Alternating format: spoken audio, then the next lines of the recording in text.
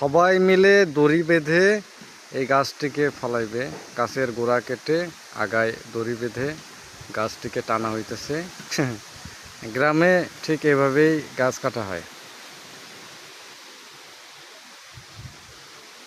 কি হলো, গাছ তো নামে না, উনি চোট দিতেছে আর টানতেছে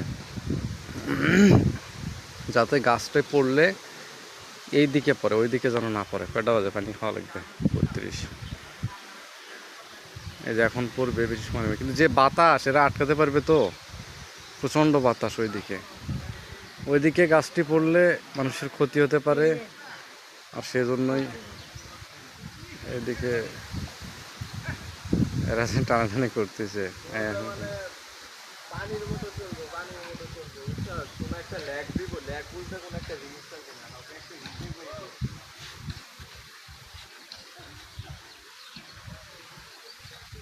সবই ঠিক থাকবে। তো এটা হইতেছে স্ন্যাপড্রাগন মাশরুম, বুঝছো? ড্রাগন মাশরুমের উপরে মনে কর কোনো বাবা বাবা মামা একটা পাওয়ার ব্যাংক নিয়ে আমি একটা লইছি তো। এই যে পড়লো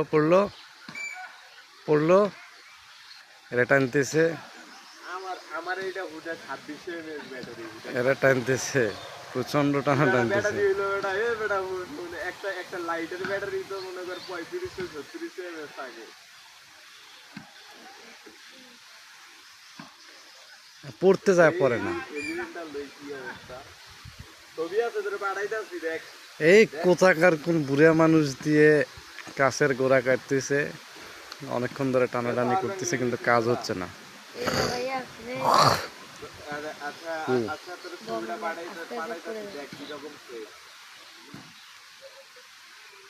ও কই ধরছি ক্যামেরা, কি হলো?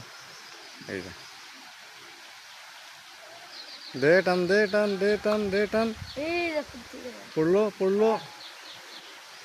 পড়বে, এইবার মনে হয় পড়বে। এই তো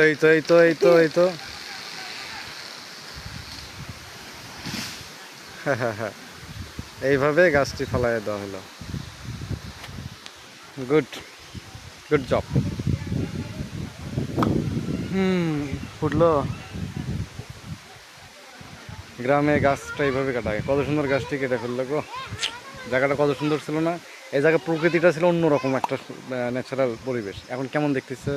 ফাঁকা লাগতেছে, সব লোকজন সব